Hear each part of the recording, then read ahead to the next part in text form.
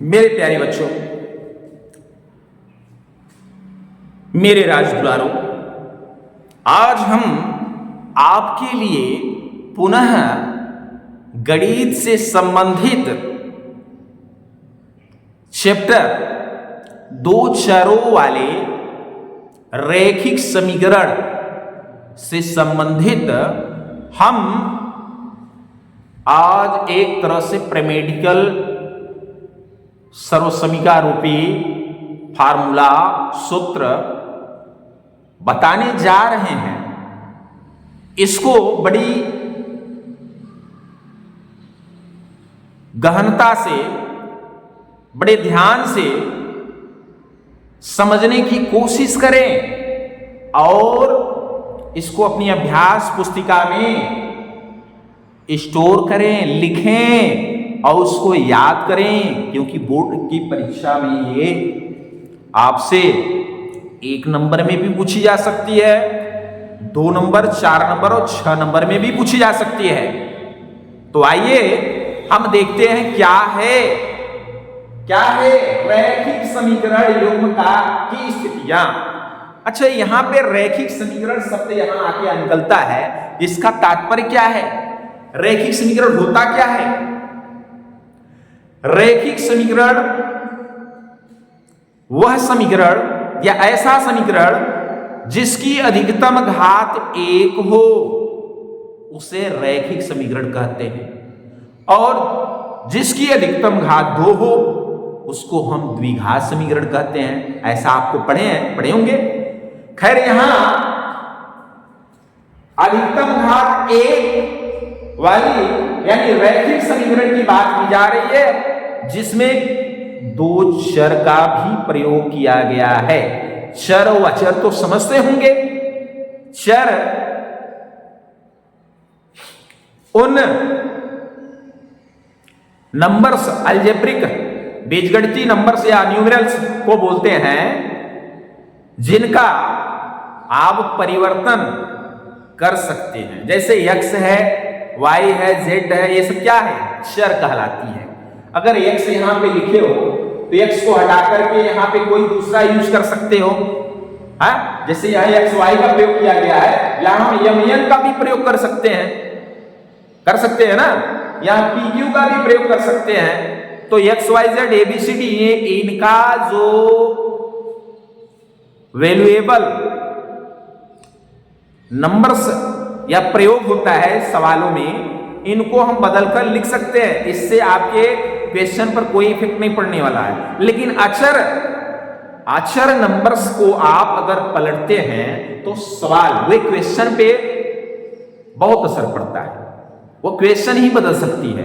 अगर 2x है तो 2x को अगर हटा के हम 3x कर दें तो ये बदला नहीं, इसमें तो पूरा इसका गुणांक ही चेंज हो गया, इसका मामला ही सेट हो गया, है क्या नहीं?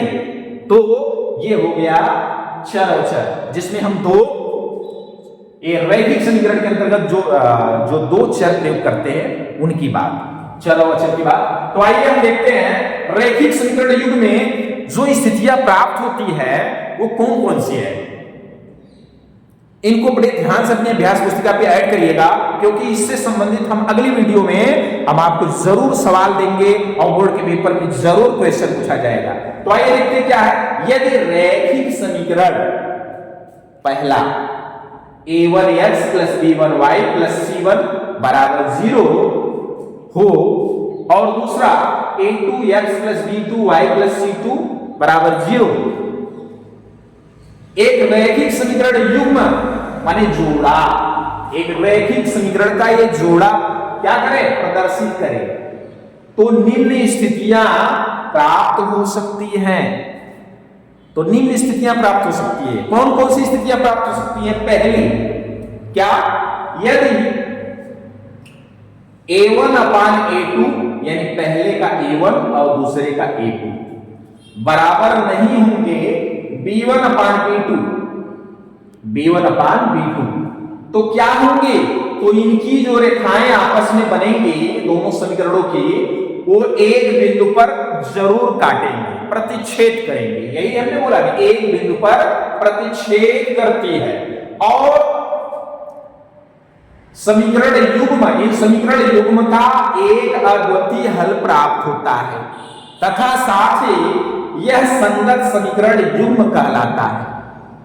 अब इसमें हमने 3 टॉपिक आपको इंडिकेट किया। अब बोर्ड में हो सकता है केवल ये पूछे कि बताइए कौन से बिंदु एक बिंदु को प्रतिच्छेद करते हैं, कौन संपाती है या कौन आपका समांतर है, ऐसे भी पूछा जा सकता है। या फिर पुनः ऐसे पूछ सकता है कि बताइए किस रैखिक युग्म समीकरणों का युग्म अद्वितीय हल प्रकट करता है। या ऐसे भी पूछा जा सकता है कि कौन से समीकरण युग्म आपस में संगत समीकरण युग्म प्रदर्शित करते हैं और कौन असंगत प्रदर्शित करते हैं। तो उसी के लिए यह हम आपको इंडिकेट किए हैं। आइए दूसरा देखते हैं क्या है।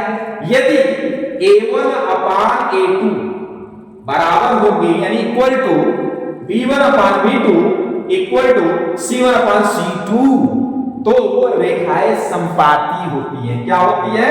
संपाती। यहां पे आपने देखा एक बिंदु पर प्रतिच्छेद करती है, यह संपाती यानी सेम। आगे साथ ही समीकरण के अपरिमित रूप से अनेक हल होते हैं। कितने हल होते हैं? अनेक हल होते हैं तथा साथ ही संगत यानी आश्रित समीकरण युग्म कहलाता है ऐसा युग्म। ठीक है, आइए तीसरा देखते हैं। यदि A1 अपान A2 इक्वल होगी यानी बराबर होगी किसके? B1 अपान B2 के और नॉट इक्वल होगी C1 अपान C2 के, यानी कि पहला A और B बराबर होंगे लेकिन तीसरा C1 अपान C2 बराबर न हो तो रेखाएं क्या होंगी? समांतर होंगी। क्या होंगी? समांतर। और ऐसे में समीकरण का कोई भी हल प्राप्त नहीं होता है और ऐसा समीकरण युग्म क्या कहलाता है? असंगत समीकरण युग्म कहलाता है। तो हमें उम्मीद होगी मेरे प्यारे बच्चों, मेरे हीरा, हमारे द्वारा ये बताई गई 2 चरों वाले रैखिक समीकरण में युग्मों की स्थितियां आपको बड़े अच्छे ढंग से समझ में आ गई होगी। तो हमें उम्मीद है अगर आपको समझ में आ गई है तो यह वीडियो किसी दूसरे आप अपने मित्र दोस्त यार भाई बहन को अगर शेयर करते हैं तो उसको भी समझ में आएगा। तो इसलिए इस वीडियो को लाइक, शेयर और सब्सक्राइब करें जिससे आपके साथ साथ किसी दूसरों का भला हो। परोपकारी बनिए। क्या? परोपकारी बनिए। सरल व्यवहार प्रकट करिए। और बोर्ड की परीक्षा आपके पास नजदीक आ गई है। परीक्षा में अच्छे मार्क्स लाने के लिए आप 2 से 3 घंटा सुबह और शाम 2 से 3 घंटा ये पढ़ाई करेंगे इतना जिससे कि आप पास ही न हो बल्कि अच्छी मेरिट को भी लेके आए।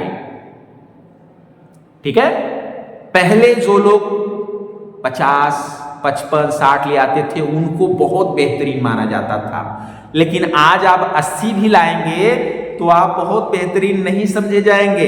इसलिए सारे लड़के, सारे छात्र और छात्राएं सभी मेरे प्यारे बच्चों ध्यान दें, आप 80 क्रॉस करके ही रहिए। ठीक है, चलिए तो हम अपनी बात को यही समाप्त करते हैं, फिर मिलते हैं अगली वीडियो में। तब तक के लिए धन्यवाद।